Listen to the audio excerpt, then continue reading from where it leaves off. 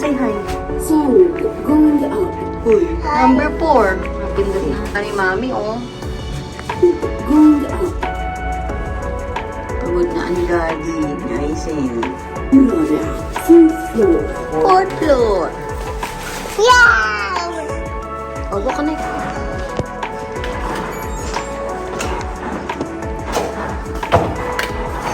Hi guys, it's me again, your mom, si Rachel. For today's video, ilang video na natin to sa Alcobar. So, ito na yung room tour namin dito sa Grand Tower Hotel. Dito lang yan sa Alcobar. So, pagpasok nyo, ito agad makikita nyo. Normally naman, di ba, may nilalagay na card key dito sa may door. Pagpasok mo pala. And then, after that one, kapag pasok mo agad, meron na CR. So, pasok ka. So, malinis naman yung CR pagdating namin. So, ito ay sanitize pa yan. Meron pa nakalagay dyan na na-sanitize siya. Meron lang siyang meron siyang paliguan. So, yan yung itsura niya. So, syempre, may sink, shower, hot and cold, and then itong toilet. So, syempre, may mga freebies, hindi mawawala yan. Shampoo, shaving kit, soap, ayan.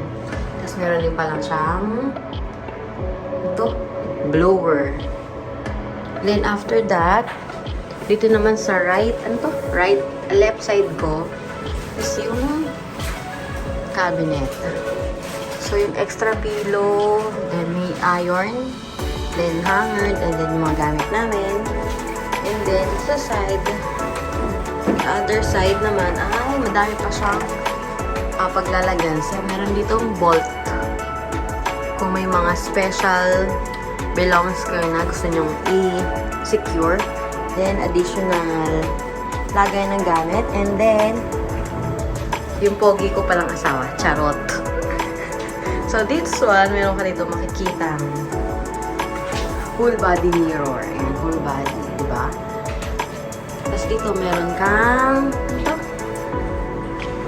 Painitan ng tubig. May free coffee.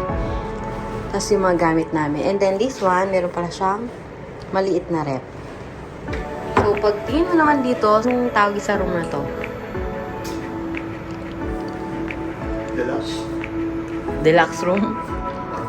Basta ganun, tas around 300 reals. So, yan baling kabuuan yung room. Dito sa aking left side. Ay, right side, may TV. Hindi ko lang alam kung gano'ng kalaking TV. And then, ito yung magandang view. May mirror. Tapos, ayan, iikutin ko lang. Kita nyo na. So, enough lang siya pang family na. Kita lagi na. Pogi kong asawa. Please meet my husband. Tulog na si Aizen. Ayun lang. So, balik tomorrow, we're going to some beach here. And then, sasaglit kami ni Aizen sa Bari. Dahil kailangan namin mag-exit. Explain ko na lang kung bakit kailangan namin mag-exit. Bye! Good night!